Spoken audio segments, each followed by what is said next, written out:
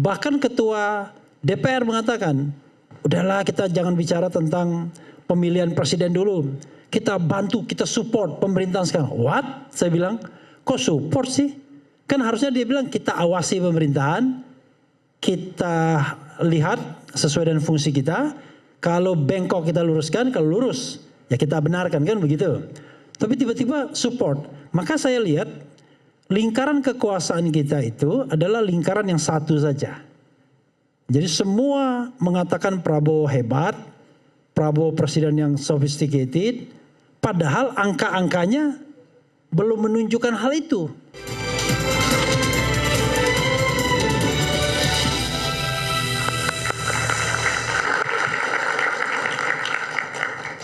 Saya belum beri kesempatan pada satu sosok ini.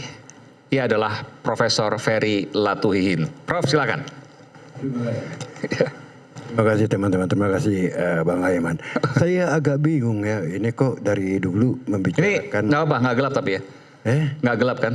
Nggak, justru kalau dibuka mata saya biru ya. Oke. Silakan Prof, bebas. Okay. Saya masih bingung dari pembicaraan teman-teman tadi kok. Maaf ya, substansinya apa ya?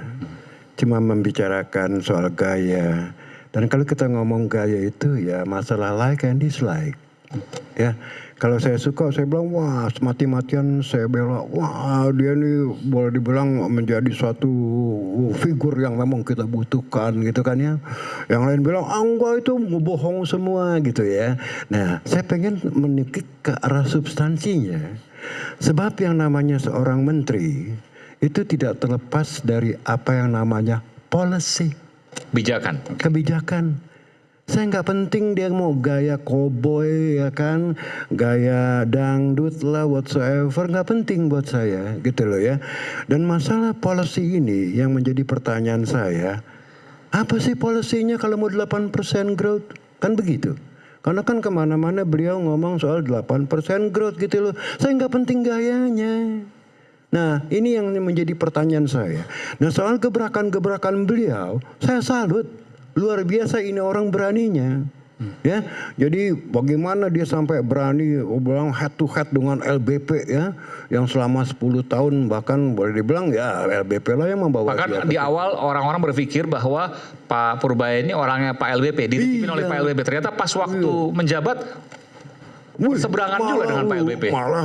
Malah saya bilang ini orang gila juga yang beraninya gitu loh ya. Saya salut, benar-benar dia membuka Pandora box ya. Bahkan tadi seperti Pak Said bilang juga katakanlah semua mafia-mafia nih yang boleh bilang nakal gitu ya, ini akan dibongkar habis-habisan, akan di KPK kan semua fine. Ya kan? Tapi itu bukan policy, itu masalah administrasi. Ya. Nah, saya melihat figur seorang menteri yang saya pertanyakan, saya tidak penting ya. Kayak misalnya kemarin ya, dia pindahkan dana dari BI ke Himbara. Itu basically pada dasarnya itu administration, bukan policy, bukan fiscal policy. Ingat loh. Ya. Nah, impactnya tadi kita bilang dengan undisbursed loan 2.735 bank yang ada di bank belum berhasil menyalurkan belum berhasil menyalurkan ditambah 200 triliun ya yang ada bank pusing gitu loh ya. Dan kita lihat juga kredit growth kita gitu. Berapa dana yang belum disalurkan di bank berapa undisbursed loan tadi? Undisbursed loan-nya 2.735 triliun loh. 2.735 triliun. Sekarang tambah 200 jadi 2.900 hampir 3.000 triliun. Iya. Nah ini kan boleh dibilang bank juga sendiri sulit menyalurkan kredit walaupun kredit lainnya udah dibuka tapi belum dicoel sama debiturnya. Karena apa? Karena kembali lagi ada alasan dong. Saya sebagai debitur kalau saya bilang wah economic outlook is quite grim, ya kan ngapain saya ngambil kredit? Kan yang penting kan bisnis cycle ya, lagi cycling up atau lagi cycling down gitu loh ya. Jadi itu saya pernah katakanlah kasih masukan ya, tapi ini kali saya tidak mau mengkritik Pak Purbaya karena saya udah banyak mengkritik sana sini tentang tindakan-tindakan yang terkait dengan masalah tadi ya, yang nggak match lah ya. Ini kok orang lagi kelebihan likuiditas, kredit growth aja jatuh dari double digit ke 7,02% ya kan. Lantas, nah akhirnya saya bilang juga sama, saya setuju dengan Mas Bima tadi. Ini jangan-jangan bukan economic action tapi politic action. Ya, jadi memang mau menyalurkan dana tersebut untuk koperasi merah putih gitu loh ya. Nah, tapi kembali lagi saya bilang ya ini sih kita sebagai ekonom ya nggak usah kita kobar lah ya, kita tahu. Nah sekarang yang menjadi pertanyaan adalah kembali lagi satu ya, sebagai Menteri Keuangan ya, what I have in mind yang menjadi pertanyaan, the question is what policy ya. Policy apa yang Anda tawarkan mengetahui bahwa our economic growth is trending down? Kan begitu ya. Ini economic growth kita trending down loh bos, jangan lupa loh ya. Dan kita lihat juga sekarang bagaimana fiscal space kita semakin kecil. Bentar, kan pertumbuhan 5,12%. Itu menurut saya sih dubious ya, itu suspek ya, saya nggak terlalu yakin ya. Mungkin ada double counting yang seperti Mas Bima bilang tadi ya kan, mungkin ada bilang front loading katakanlah. Tapi masalahnya is it sustainable or not? Ya, mengetahui satu, fiscal space kita ini udah semakin kecil bos. Dari mana kelihatan fiscal space kita semakin kecil? Bukan debt to GDP ratio kita yang menjadi acuan. Ya, debt GDP ratio kita the lowest in the world loh. Ya, di 40% ya kan ya. Ya, maksudnya ini boleh bilang rendah sekali. Loh kenapa rendah sekali? Ya karena tidak bisa dapat pinjaman lagi. Kenapa? Karena acuannya adalah debt service ratio. Ya, bayangkan bos kalau debt service ratio udah 24% seperti Pak Antoni tadi bilang ya, dari pendapatan pajak kita harus bayar bunga dan cicilannya segitu besar. Berarti memang kita ini dipertanyakan solvensi daripada negara kita. Ya, ini solvensi loh, bukan masalah liquidity. Ya, jadi jangan lupa juga kalau kita ngomong debt to GDP ratio tahun 2002 Argentina itu debt to GDP rasionya 48% tiba-tiba kolaps, ya kan? Meksiko tahun 78 cuma 38% tiba-tiba kolaps. Karena apa? Bunga yang harus dibayarkan untuk utang itu tinggi sekali, bos. Ya, nah kenapa kok Jepang aman-aman aja yang boleh bilang ya debt to GDP rasionya hampir 300% loh, 290%. Karena bunganya 0,1%, 0,2%. Sementara kita bunganya? Dan kita kan 6,7% yield 10 tahun ya kan ya, at least 6% lah ya. Ini sangat luar biasa bos. What I'm worried, apa yang saya khawatirkan adalah sovereign rating kita di downgrade. Nah ini bisa jadi bencana loh bos ya. Nah itulah makanya saya bilang saya tidak melihat. Sebentar, kalau sovereign rating kita di downgrade, turun kelas. Ya turun kelas dari triple B. Apa yang terjadi? Nah bisa yang terjadi adalah kan ini kan masalah. Itu peringkat utang ya? Peringkat. Ini kan masalahnya adalah nanti adalah risk premium yang harus dibayarkan oleh negara. Ya, instead of kita ngutang sekarang kita mengeluarkan SBN dengan 6% untuk tenor 10 tahun, bisa-bisa jadi 7% atau 7,5%. Bunganya makin tinggi. Makin tinggi. Ya dan kan? Itu anak cucu kita yang akan nanggung. Nah, artinya apa? Semakin risky our country, semakin orang menghindari Indonesia. Sementara kita tidak punya saving, kita membutuhkan dana dari luar untuk investasi. Itu loh, implikasinya tuh banyak sekali ya. Nah ini yang saya belum jelas lihat dari Pak Purbaya sebagai Menko. Saya tidak peduli dia mau gaya koboi tiap hari. Tiada hari tanpa Purbaya di medsos-medsos gitu kan ya. Nggak penting buat saya soal gaya. Yang penting satu adalah apa yang bisa Anda tawarkan berupa kebijakan, mengetahui bahwa ekonomi kita turning down ya, baik jangka pendek kita punya problem, jangka panjang apalagi. Oke. Ya. Oke, saya setuju begini, saya ingin challenge Prof Ferry. Satu hal Prof, kalau seandainya Prof katakan tadi substansi langkah ke depan kebijakan iya, itu yang harus kita kejar. Ya. Tapi ketika tadi Bung Tova katakan bahwa ketika misalnya katakanlah kebijakannya bagus, perencanaannya bagus, yang dilaksanakan bagus, tapi di tahap awal tidak mendapat kepercayaan masyarakat, apa yang akan terjadi? Gini, masyarakat itu ya kembali lagi seringkali tertipu oleh gaya-gaya. Ya kan gampang sekali kita menipu masyarakat dengan medsos sekarang. Nah, sekarang kita hidup dalam era yang namanya post-truth. Ya, era post-truth, pasca kebenaran. Nah, era inilah yang digunakan oleh Trump menjadi presiden.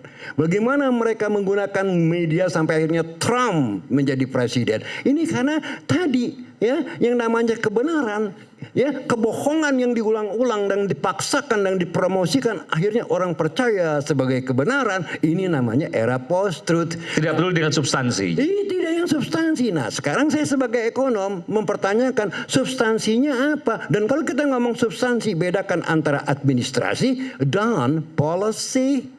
Ya, nah di sini saya belum lihat, tapi ada satu yang menarik. Ya, pada waktu beliau mengatakan saya akan turunkan PPN. Wah, saya bilang keren. Saya bilang keren. Ya, Kenapa?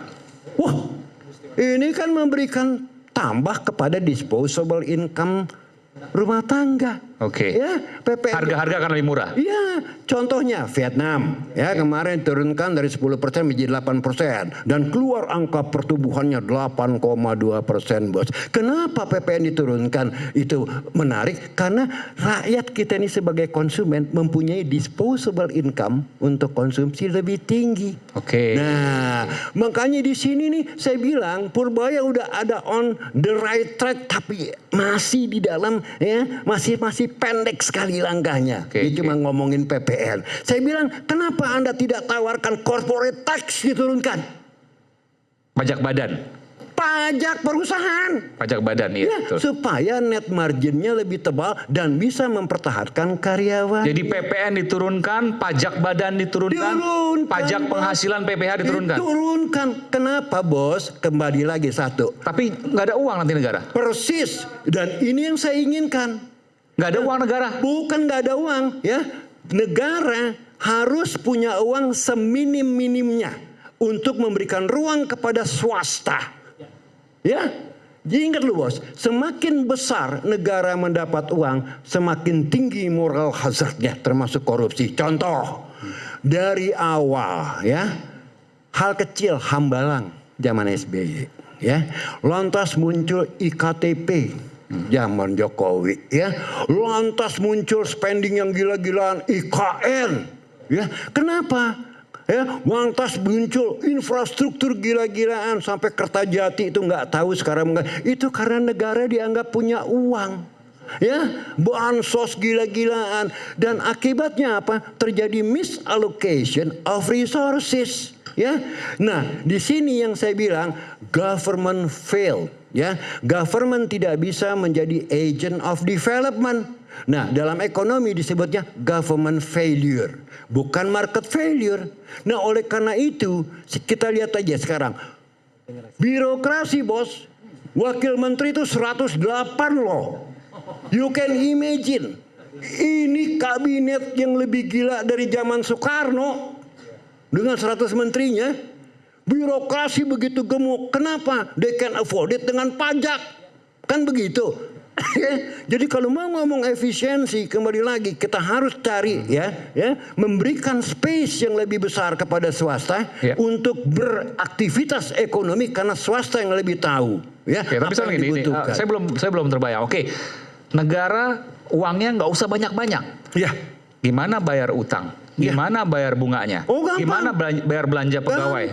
Gampang. Kalau negara penerimaannya semakin kecil akibat pajak-pajak diturunkan, Ya. spendingnya pun harus diperkecil supaya menjaga defisitnya. Kan simple. Tapi kan ini kita pengeluaran lihat, tetap. ya, Pajak, mohon maaf, utang, bunga, belanja pegawai kan tetap semua nih. ya.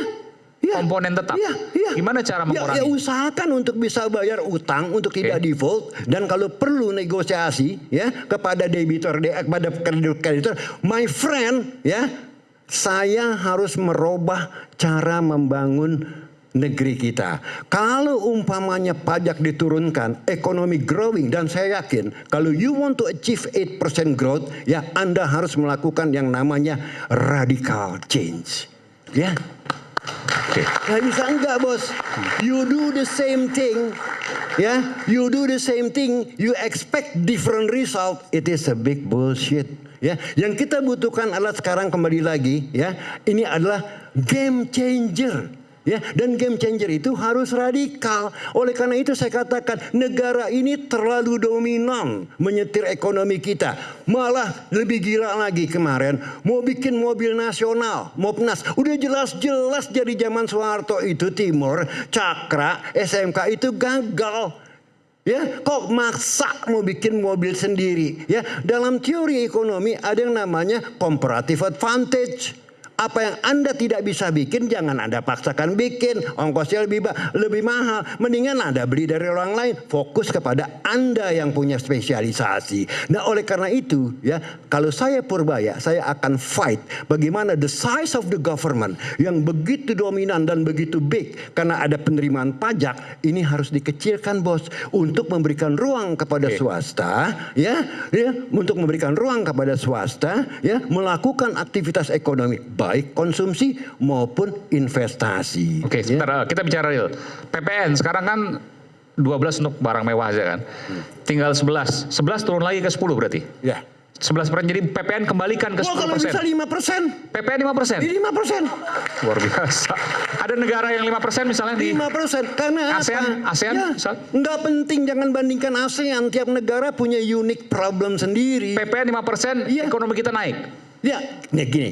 Logikanya begini, kalau PPN diturunkan 5%, disposable income daripada household, konsum nih, dalam equationnya bos ya, GDP itu adalah C, consumption, plus G, government, plus E, investment, plus X, export, minus M, import. Ya kan ya.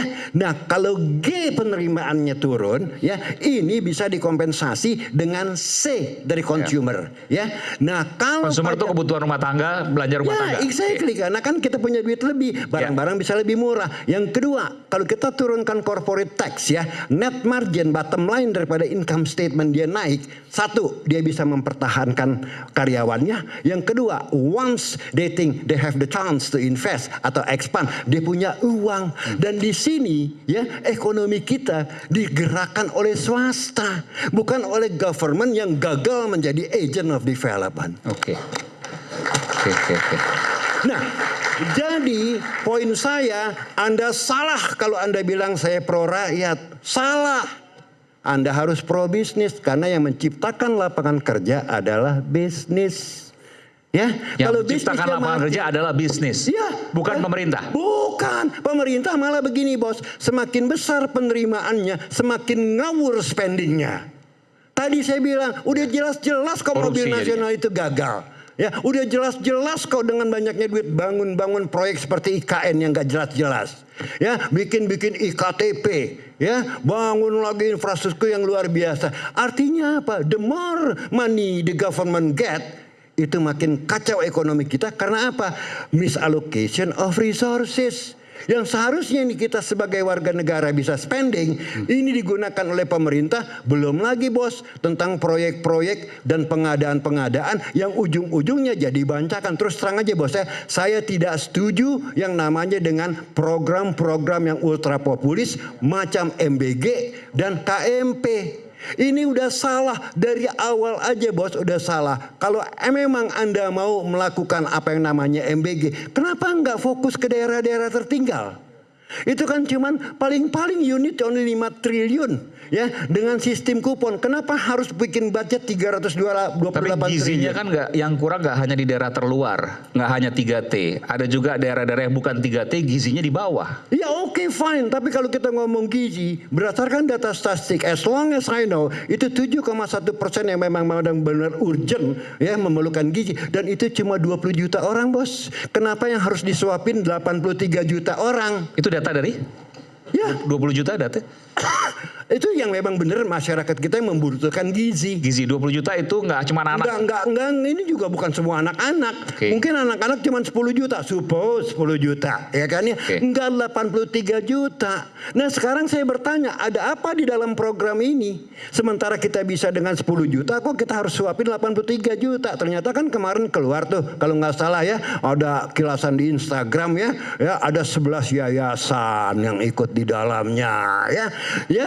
Ini kan lucu. Nah, Purbaya berani nggak mengcounter ini? Nah, kalau dia berani, saya cium tangannya. Oke. Silakan. Oke, Bung Refli silakan. Oke. Menarik ini. Saya menikmati gaya Prof. Ferry. Mantap. Jadi begini, ini kesalahan rakyat bersuara mendudukan saya di sini. Karena saya nggak jelas ini posisinya sebenarnya ya. Karena saya bukan orang yang bisa terimpresi melihat orang sebenarnya. Ya biasa aja, ya itu soal gaya saja. Maka saya sebenarnya harus melihat pemerintahannya kan, pemerintahan Prabowo ini. Sebenarnya kan kita sedang galau melihat pemerintahan Prabowo. Ketika kita harus menilainya. Orang mengatakan, wah ini baru 100 hari. Baru 3 bulan. Kita kasih waktu lagi 6 bulan. Kita kasih waktu lagi 1 tahun. Nah ini udah 1 tahun lebih. Pertanyaannya adalah, is there any significant change? Ya kan, selama 1 tahun itu ada nggak perubahan yang signifikan terhadap pemerintahan Prabowo ini? Karena kita harus fair menurut saya. Kadang-kadang kalau kita berdebat dengan representasi pemerintah, entah itu orang partai politik, rata-rata orang partai politik tuh. Sampai-sampai saya tanya, ini Anda ini partai politik apa orang pemerintah sesungguhnya? Karena kalau dalam sistem pemerintahan presidensil, yang namanya partai politik itu kan pengontrol, bagian dari parlemen harusnya dia. Sementara yang namanya eksekutif itu adalah mereka-mereka yang direkrut oleh presiden, entah itu berasal dari partai politik ingredientnya atau berasal dari profesional kan begitu. Tapi coba lihat, semua partai politik itu pro pemerintah. Bahkan ketua DPR mengatakan, udahlah kita jangan bicara tentang pemilihan presiden dulu. Kita bantu, kita support pemerintahan sekarang. What? Saya bilang, kok support sih? Kan harusnya dia bilang kita awasi pemerintahan, kita lihat sesuai dengan fungsi kita. Kalau bengkok kita luruskan, kalau lurus ya kita benarkan kan begitu. Tapi tiba-tiba support. Maka saya lihat lingkaran kekuasaan kita itu adalah lingkaran yang satu saja. Jadi semua mengatakan Prabowo hebat, Prabowo presiden yang sophisticated, padahal angka-angkanya belum menunjukkan hal itu. Baru semangatnya. Misalnya MBG. MBG itu kan baru semangatnya. Maka kemudian cara mengkritik orang yang mengkritik MBG adalah, Anda nggak setuju MBG, nggak setuju mengasih makan gratis pada rakyat. Padahal persoalan kita kan bukan mengasih makan gratisnya, persoalannya itu adalah tata kelolanya, good governance dan clean government-nya, potensi korupsi dan lain sebagainya. Semua program on the paper bagus, tapi ketika dia turun ke bawah, maka kelihatan ya. Ini kira-kira siapa yang terlibat dan lain sebagainya. Nah, yang saya khawatirkan adalah pada era pemerintahan Prabowo ini, institusi-institusi yang formal yang kemarin kita kritik pada era reformasi itu bangkit kembali untuk ikut di wilayah-wilayah yang sesungguhnya dia sudah ditarik pada era reformasi. Nah, kita karena ada rivalitas dengan lembaga satunya yang kuat, tiba-tiba kita bandulnya bergerak ke sini. Nah, itu yang menurut saya kita harus membangun good governance dan clean government itu dengan konsep, bukan dengan perimbangan kekuatan. Kalau polisinya kuat, kita majukan tentara, kan begitu? Tentaranya kuat, kita majukan Rocky Gerung. Kan bukan begitu cara berpikirnya. Harusnya berpikirnya adalah konseptual. Kita ini mau apa? Nah, kalau kita bicara konseptual, maka kita harus lihat pilar-pilarnya. Ya, misalnya. Kalau kita bicara tentang ekonomi Pancasila, apa pilarnya? Pilarnya keadilan sosial. Kalau kita lihat keadilan sosial, apa pilarnya? Pasal 33. Tapi terus terang Prof. Ferry, saya agak shock juga. Karena saya bicara tentang ketika kita bilang pasal 5, pasal 33, itu directionnya itu kan lebih banyak negara sesungguhnya. Walaupun kita tahu perekonomian konstitusi itu dibangun oleh 3 pilar. Negara, swasta dan koperasi. Tapi koperasinya apa kuat dia kan nggak juga kuat. Memang ada semangat saya lihat BUMN misalnya. Mau caplok semuanya. Pekerjaan-pekerjaan yang bisa dilakukan oleh swasta pun dia ingin compete. Dulu mengeluh dia. Makanya kemudian kan dibatasi kan. Tender sekian hanya bisa untuk swasta. BUMN tidak boleh masuk misalnya. Karena itu kembali lagi kalau kita balik kepada Purbaya, Purbaya ini menurut saya ya hanya devian dari gaya pemerintahan Prabowo saja. Menurut saya, dia deviasi dari gaya pemerintahan Prabowo kebanyakan. Yang saya khawatir jangan-jangan yes man juga, asal Bapak senang juga begitu. Karena begitu melihat Prabowo berpidato di depan, saya begini dan lain sebagainya, semua orang tepuk tangan. Padahal itu baru pidato. Ya kan? Belum terjawantahkan dalam hal-hal yang sifatnya konkret. Nah sekarang pertanyaannya, kalau saya mau lihat misalnya, apa sih selama 1 tahun ini program Prabowo yang sukses? Apa Prof. Antoni? Nggak, kita kan cara kritis kan caranya. Kalau saya lihat nggak ada yang sukses. Gitu ya. Maaf, gini, masalahnya kembali lagi ya. Kita lihat aja, daya beli masyarakat itu drop luar biasa loh. Ya kan, kalau ngomong sukses, ya daya beli masyarakat lah naik. Contoh, Lebaran kemarin Bang, ya itu 24%. Saya bukan bos. Ya. Bukan bos. Iya, oke, aku panggil Bang Rafli ya. Bang Rafli kemarin aja ya event yang sangat sakral yaitu pulang mudik Lebaran itu drop 24% loh.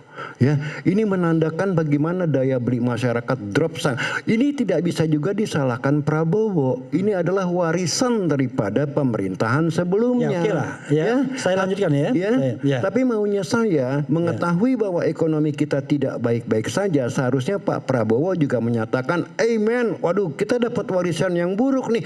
Itu lebih bagus ketimbang mengatakan, wah ekonomi kita hebat, kita bangsa besar, ya kan? Kita negara besar. Ya kan, apanya yang besar?